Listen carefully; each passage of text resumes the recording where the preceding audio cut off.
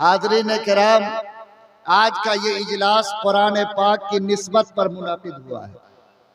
آپ سب کو یہ بات ذہن میں یاد رکھنی چاہیے کہ اللہ کی ذات جتنی بڑی ہے، اللہ کا کلام بھی اتنا ہی بڑا ہے۔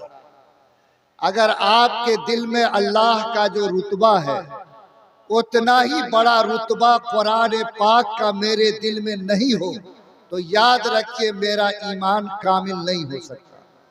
اگر آپ اللہ کے لیے جو اپنے دل میں جذبہ محبت رکھتے ہیں، اگر وہی محبت کا جذبہ قرآن پاک کے لیے نہیں ہے تو یقین مانیے کہ ہمارا ایمان کامل اور مکمل نہیں ہے۔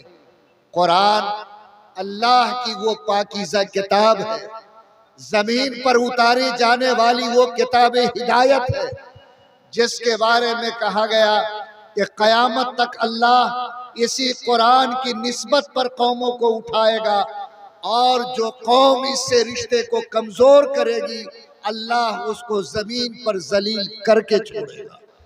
اللہ تعالی ہم سب کو قرآن کی سچی محبت عطا فرمائے۔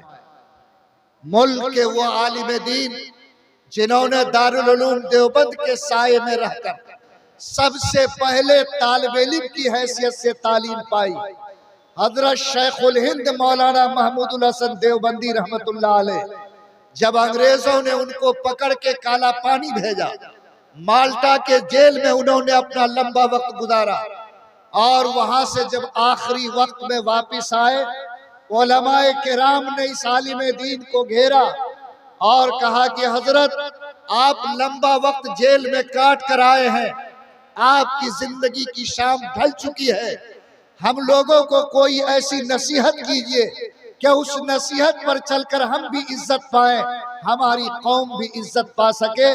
تو حضرت مولانا نے فرمایا تھا کہ میں آخری پیغام جو اپنی قوم کو دینا چاہتا، جس میں اس کے دنیا کی عزت کی گارنٹی ہے اور آخرت کی جنت کی گارنٹی ہے، وہ یہ کہ اس قوم سے کہو کہ وہ قرآن سے محبت کرنے لگے، اور اس قوم سے کہو کہ آپس کی دوری کو کم کر کے محبت کے ڈور میں بندھ جائے۔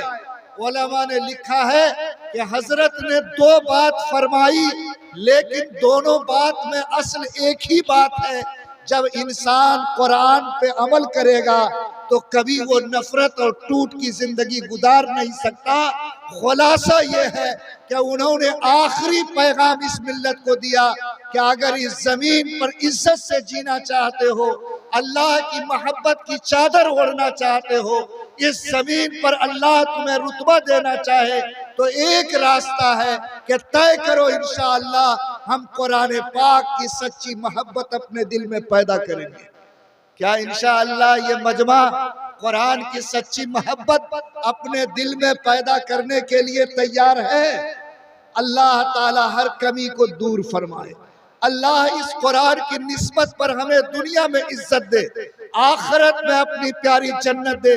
یاد رکھو لوگو، قرآن کی نسبت میں اللہ نے میری آنکھوں کے سامنے عزت رکھی ہے۔ آپ کے گھروں میں کپڑے بہت استعمال ہوتے ہیں، لیکن 100 نہیں 500 روپے کا میٹر کا کرتا اگر کوئی اس پر پاؤں ڈال دے کسی انسان کے دل کو چوٹ نہیں لگے گی، لیکن اگر 10 روپیہ میٹر کا کپڑا قرآن پاک کا جزودان بن گیا ہے، قرآن سے جڑ گیا ہے، اور اس پر کوئی پیر ڈال دے تو میرا خیال یہ ہے کہ پورے گھر کے لوگوں کے بدن پہ رونگٹے کھڑے ہو جاتے کہ تم نے بہت بڑی عزت کی چیز کی توہین کی ہے۔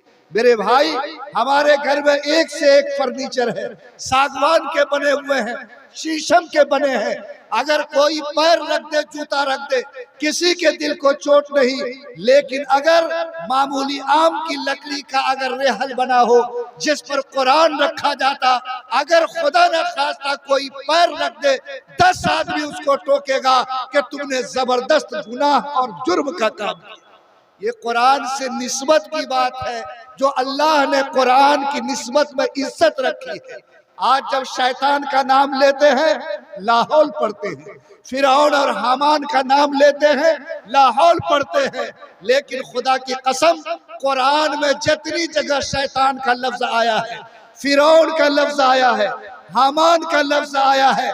जिस जिस जगह भी इनका लफ्ज इस्तेमाल हुआ, अगर कोई मुसलमान कुरान की तिलावत करते हुए शैतान का नाम भी लेता है तो अल्लाह उसके हर हर्फ के बदले नेकी अता फरमाता है। इसलिए कि शैतान लफ्ज का रिश्ता कुरान के वरक से और अल्फाज से जुड़ गया।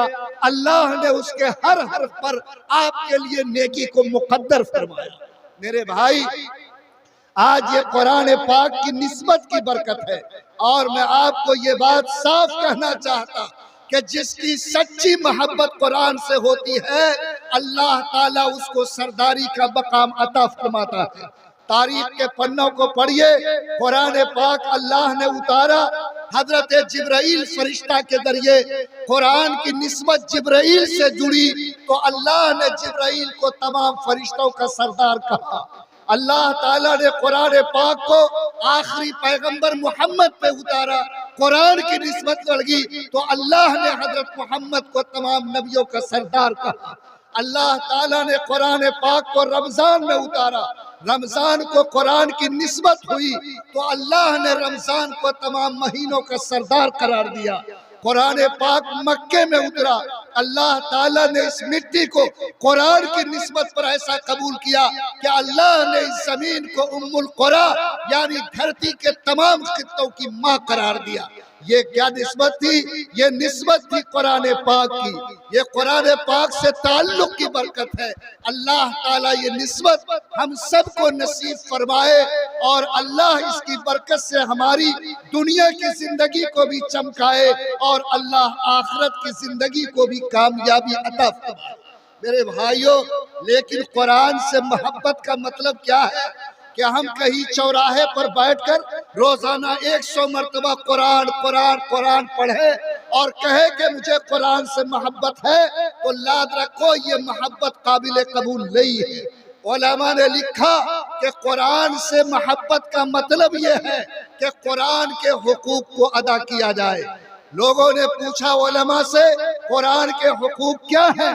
तो उलमा ने बताया कि कुरान पाक के 3 हक हैं। पहला हक कुरान पाक का ये है कि हर मुसलमान कुरान को सही पढ़ना जाने।